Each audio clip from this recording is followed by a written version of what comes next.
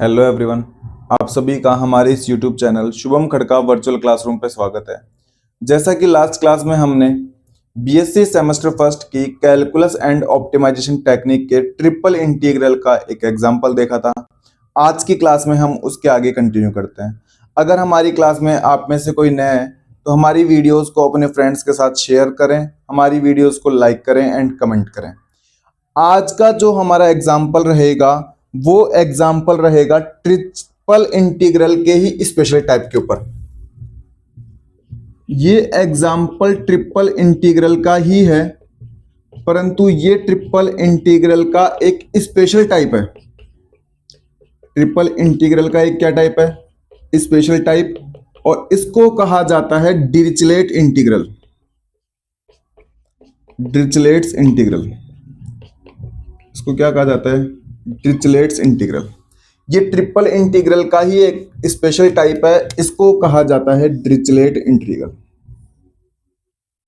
जैसा कि मेरा एक्सपीरियंस है उसके अकॉर्डिंग एग्जाम में डिरिचलेट इंटीग्रल से क्वेश्चन आने की पॉसिबिलिटी सबसे अधिक है।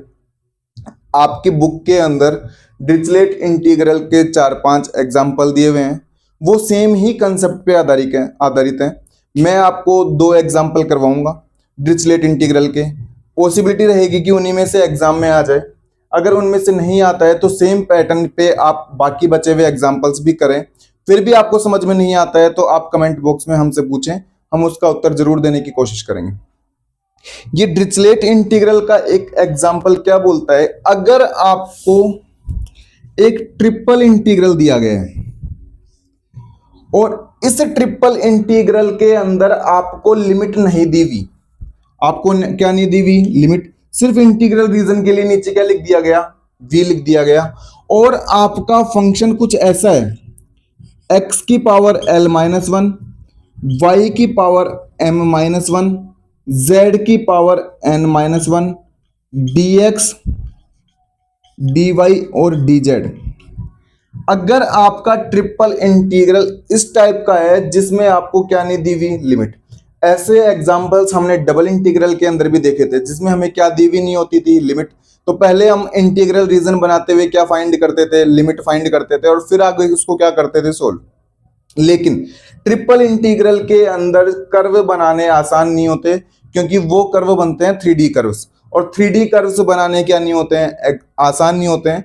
इसलिए डिरिचलेट ने कहा कि आपको अगर इस टाइप का कोई फंक्शन दिया गया हो तो आपको उसका कर्व बनाने की जरूरत नहीं है। आप डायरेक्ट ये फॉर्मूला अप्लाई करो, gamma L, gamma M, gamma N upon gamma L plus M plus N plus 1।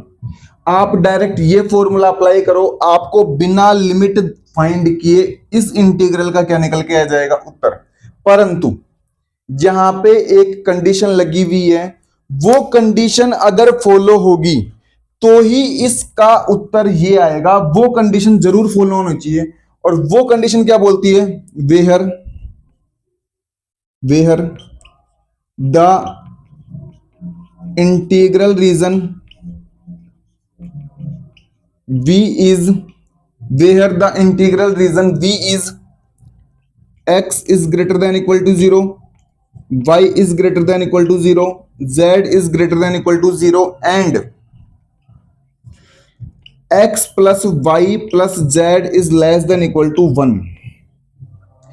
अगर कोई आपको ऐसा फंक्शन दिया हुआ है इस फॉर्मेट में, ट्रिपल इंटीग्रल दिया हुआ है और उसकी लिमिट नहीं दी हुई, और साथ में आपको ये कंडीशंस दी हुई हैं, तो आपको ना तो कर्व बनाने की आवश्यकता है, ना ही आपको लिमिट फाइंड करने की क्या है? आवश्यकता।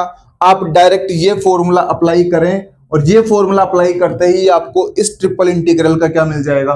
रिजल्ट। तो पहली बात तो पेपर के अंदर सीधा ट्रिपल इंटीग्रल, 2 नंबर के क्वेश्चंस के अंदर आपको ट्रिपल इंटीग्रल का डायरेक्ट फॉर्मूला भी पूछ सकता है, और इस पे डिपेंड होता हुआ एग्जाम्पल कैसे आता है हम वो देखने वाले हैं। पहले तो ट्रिपल इंटीग्रल का आप एग्जाम्पल तभी कर पाओगे जब आपको ये फॉर्मूला याद रहेगा। तो सबसे पहले तो आप ये फॉर्मूला याद रखें, ट्रिपल इंटीग्रल x की पावर l-1, y की पावर n-1, z की power n-1, dx dy dz triple integral v, where v is the integral region and the condition is x is greater than equal to 0, y is greater than equal to 0, z is greater than equal to 0, and x plus y plus z is less than equal to 1. Then the result is gamma of l, gamma of m, gamma of n upon gamma of l plus m plus n plus 1. तो ये था Dirichlet integral. तो ये triple integral का ही एक special type है जिसको क्या कहा जाता है, Dirichlet integral.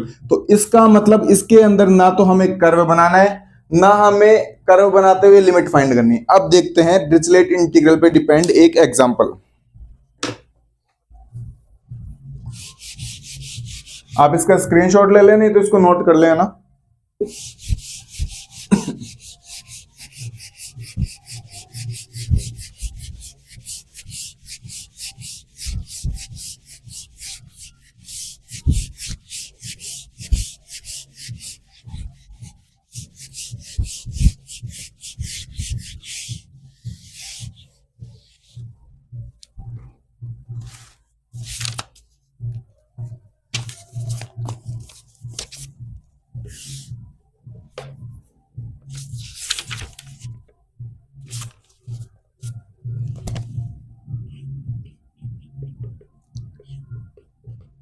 Evaluate triple integral x square dx dy dz. Triple integral x square dx dy dz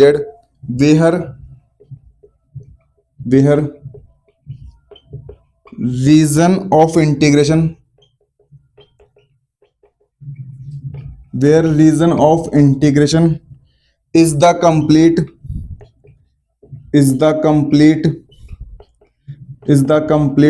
ellipsoid. और एलिप्सॉइड की उसने इक्वेशन दी है ये.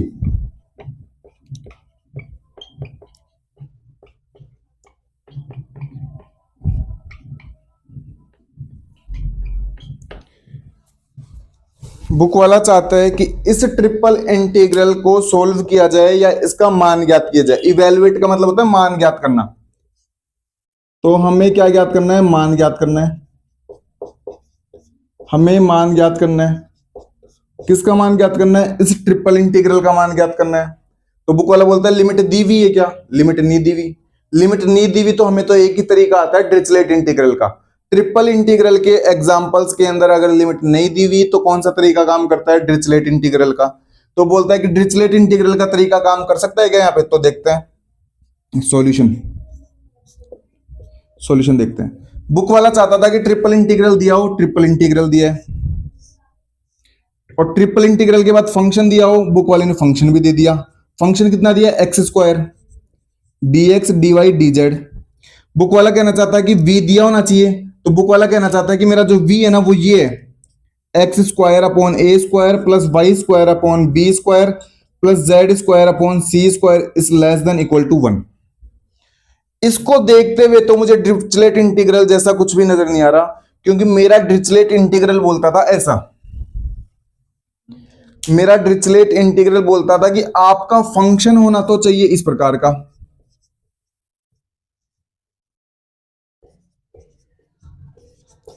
आपका फंक्शन तो होना चाहिए इस प्रकार का, और इंटीग्रल रीजन होना चाहिए इस प्रकार का.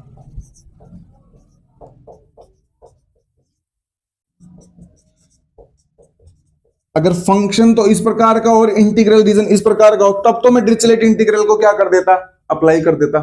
परंतु ना तो मुझे कहीं पे x is greater than equal to 0, y is greater than equal to 0, z is greater than to equal to 0 नजर नहीं आ रहा, और ना ही कहां पे जो ये x plus y plus z is equal to less than equal to कितने नजर आ रहे हैं, 1.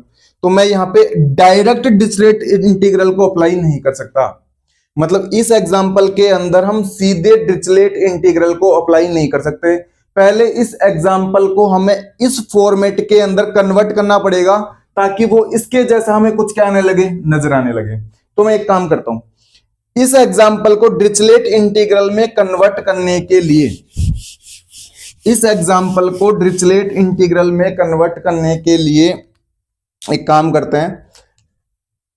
X square upon a square को मान लेते हैं u. क्या मान लिया, u.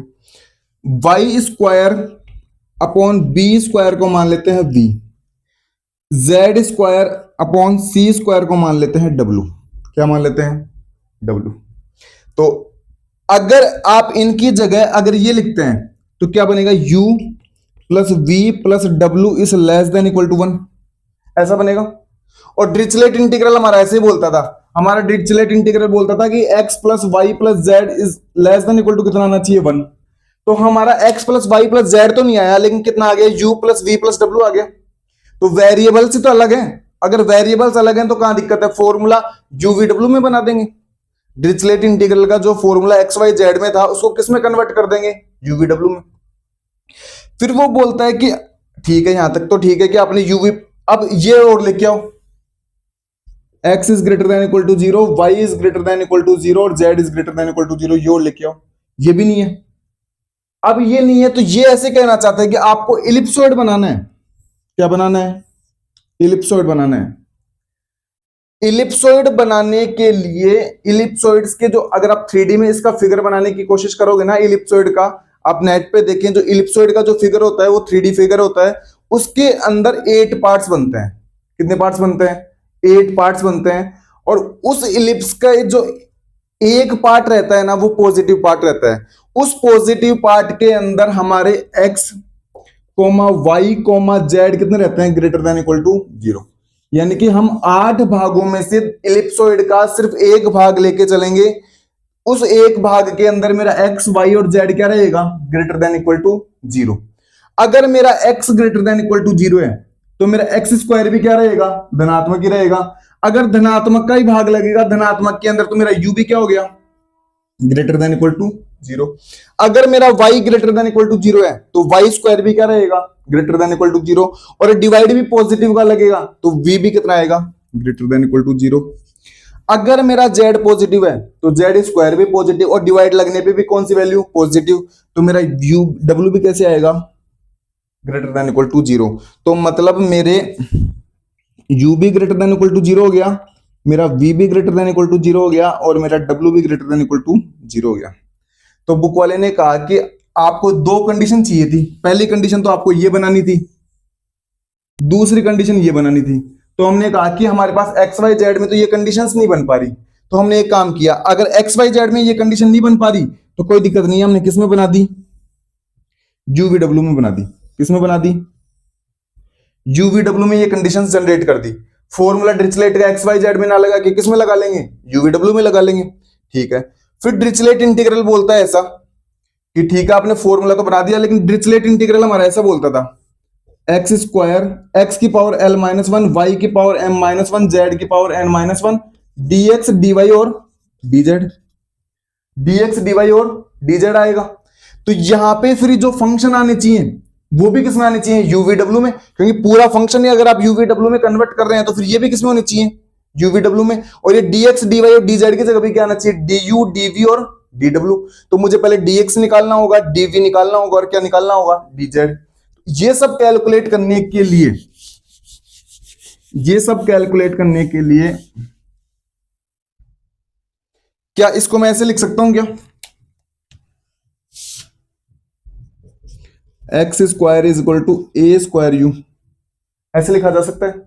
इसका अवकलन करोगे, इसका डिफरेंशिएशन करोगे तो कितना आएगा? 2x dx is equal to a square d u, ये आएगा इसका डिफरेंशिएट करोगे तो। और इसको लिखोगे तो इसको ऐसे लिखा जा सकता है कि dx is equal to a square d u upon में कितना आएगा? 2x। इसको इस प्रकार से लिखा जा सकता है। और क्या इसको इस प्रकार से लिखा जा सकता है कि dx is equal to a square d u upon 2, और x की जगह फिर से कितना ले लोगे? अगर x की जगह लेने की कोशिश करोगे तो ए स्क्वायर रूट ऑफ यू। क्या मेरी dx की वैल्यू यही आएगी? क्या मेरी dx की वैल्यू यही आएगी? ये आएगी। इसको भी ठीक इसी प्रकार से अगर मैं सॉल्व करने की कोशिश करूं तो क्या मेरा dy यही आएगा? dy is equal to b square d v upon 2b under root v, ये आएगा। और इसको भी अगर मैं सॉल्व करने की कोशिश करता हूं तो मेरा डी जेड आएगा कितना?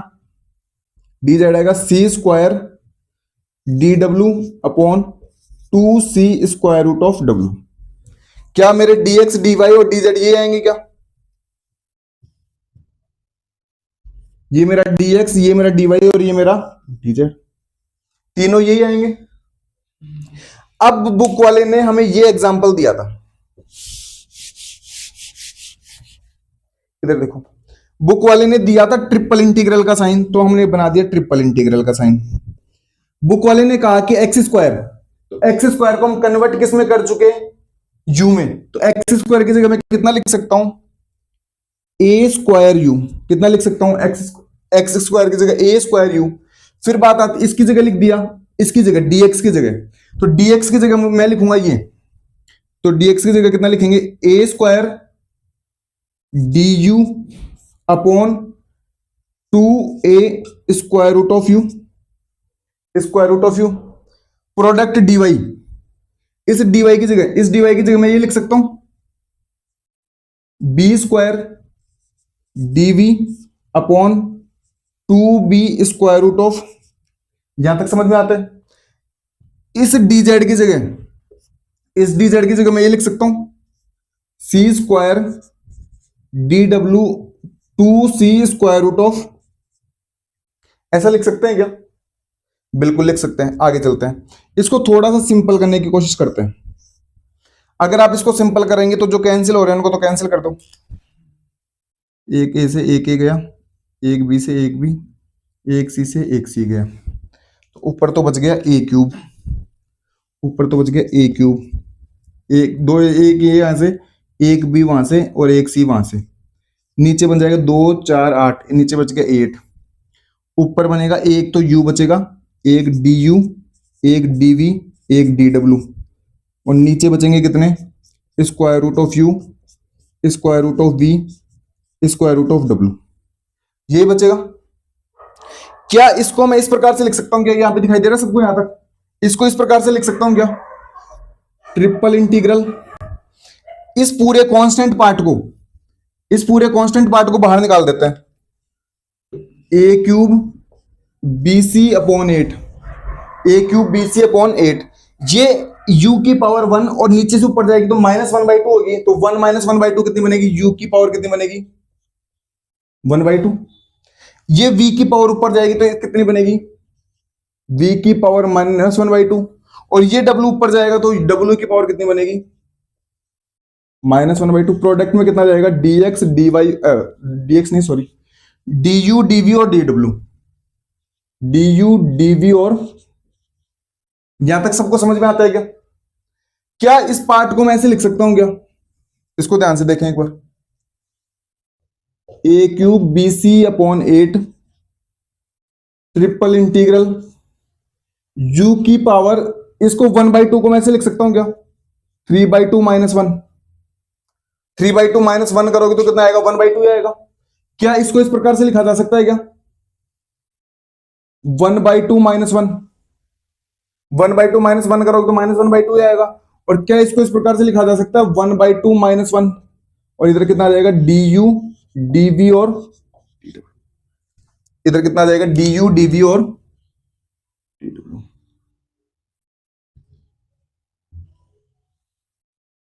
अब एक बार डिरिचलेट इंटीग्रल के फॉर्मूले को फिर से देखें, ये कोने तक सबको दिखाई दे रहा है यहां तक, एक बार डिरिचलेट इंटीग्रल को यहां से दिखाई दे रहा है सबको, एक बार डिरिचलेट इंटीग्रल का फॉर्मूला फिर से देखें। डिरिचलेट इंटीग्रल, मेरा डिरिचलेट इंटीग्रल बोलता था कि ट्रिपल इंटीग्रल करें, x की पावर l माइनस करें, y की पावर m माइनस करें, z की पावर n -1 करें, और साथ ही साथ dx dy और dz करें, साथ ही साथ कितना करें, dx dy और dz।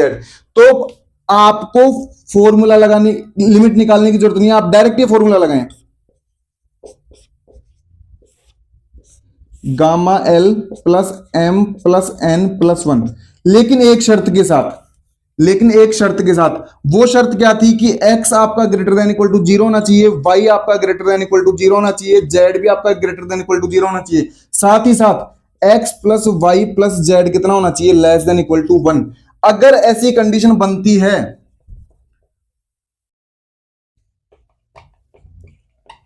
अगर ऐसी कंडीशन बनती है, अगर ऐसी कंडीशन बनती है तो आप इसको क्या बोलोगे, डिरिचलेट इंटीग्रल। ये क्वेश्चन हमें जो दिया गया था वो एक्स वाई जेड वेरिएबल के अंदर दिया गया था।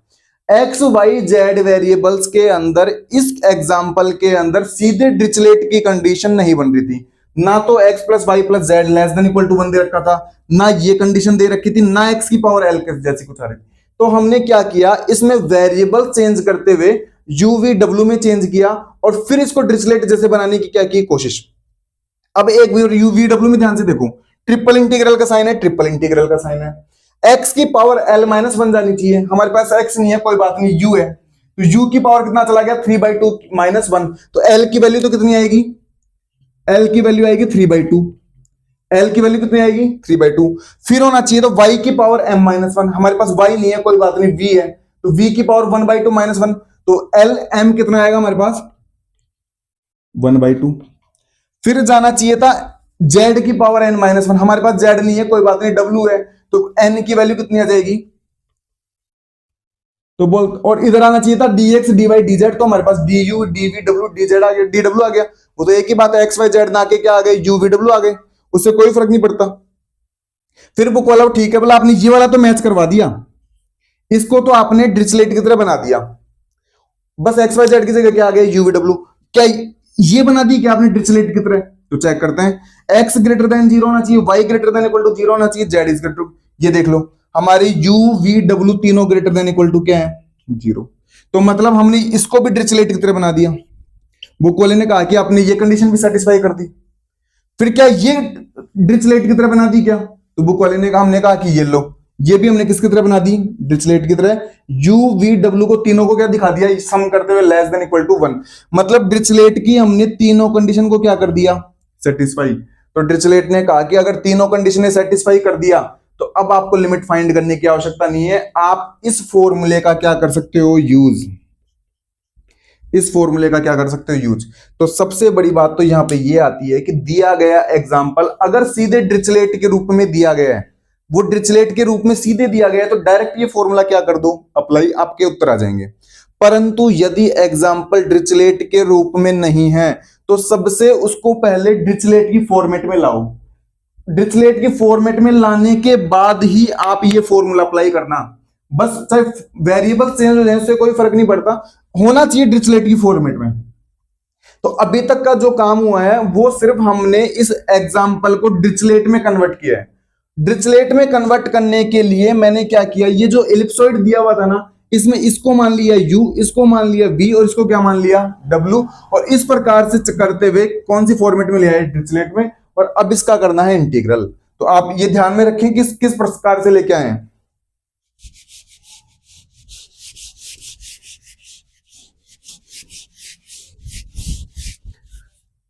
ये कंडीशंस मैं ऊपर लिख देता हूं।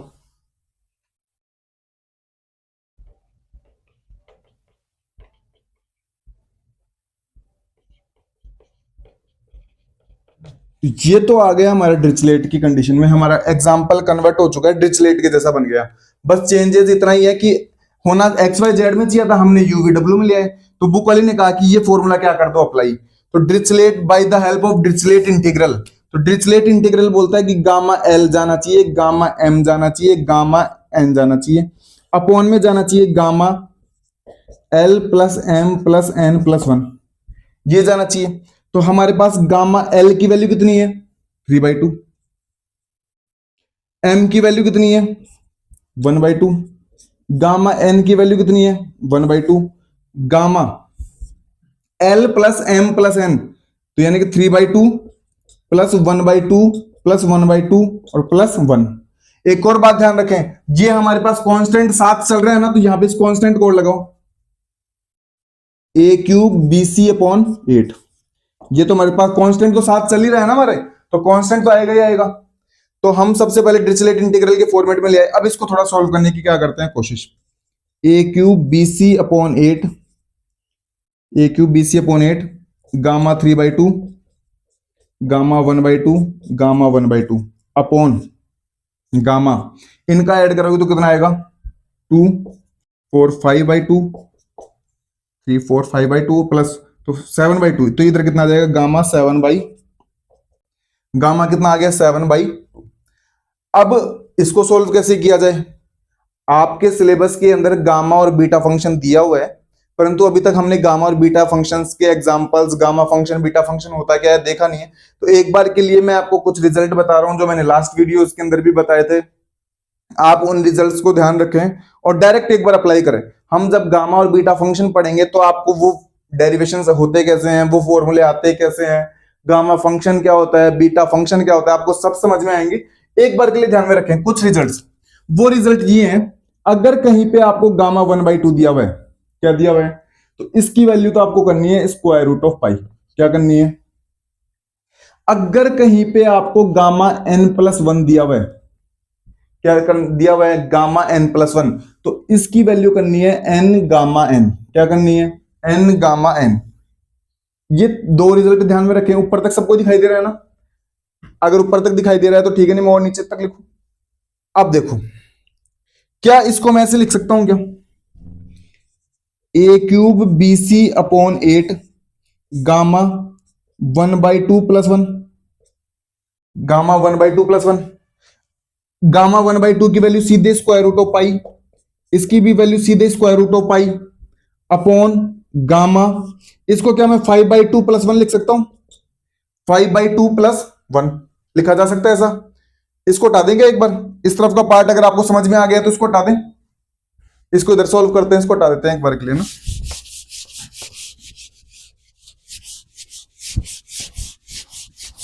अगर किसी ने लिखानी है तो वीडियो को बैक करके देख लें और लिख लें उसको ना।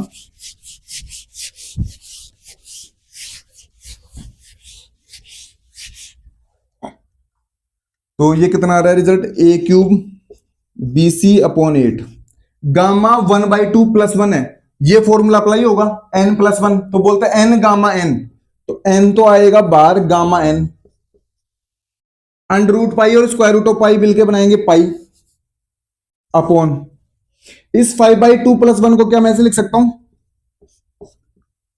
गामा 5/2 लिख सकते हैं। तो ये वैल्यू कितनी देगा, a³BC/8 1/2। इसकी वैल्यू फिर से कितनी, स्क्वायर रूट ऑफ पाई, और ये फिर से कितना पाई, यहां पे 5/2।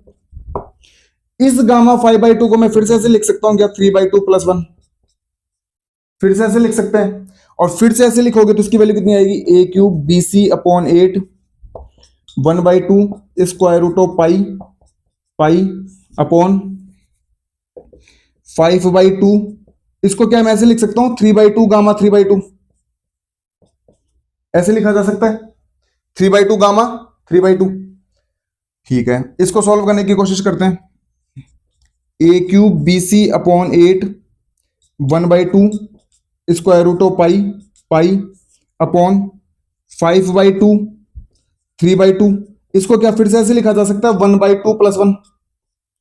इसको 1/2+1 लिखा जा सकता है, बिल्कुल लिखा जा सकता है। ऊपर की तरफ देखो, इसको ऊपर की तरफ करते हैं थोड़ा, है ना, नीचे दिखाई नहीं देगा।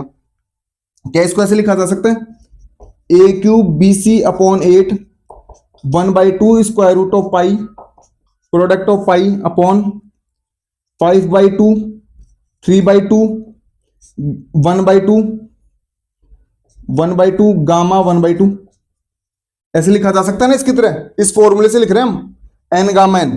अब ध्यान से देखो, गामा 1/2 की वैल्यू कितनी होती है, स्क्वायर रूट ऑफ पाई। तो इसको स्क्वायर रूट ऑफ पाई को इस गामा 1/2 से कैंसिल कर दें, बिल्कुल कैंसिल कर दें। इस 1/2 को इस 1/2 से कैंसिल कर दें, बिल्कुल कर दें। आगे देखो, तो अब ये 4 तो जाएगा ऊपर और ये 8 आएगा नीचे, तो सिर्फ नीचे कितना बचेगा, 2 बचेगा। सिर्फ नीचे कितना बचेगा, 2। एक बार चेक कर लो कहीं गलती तो नहीं होगी। 15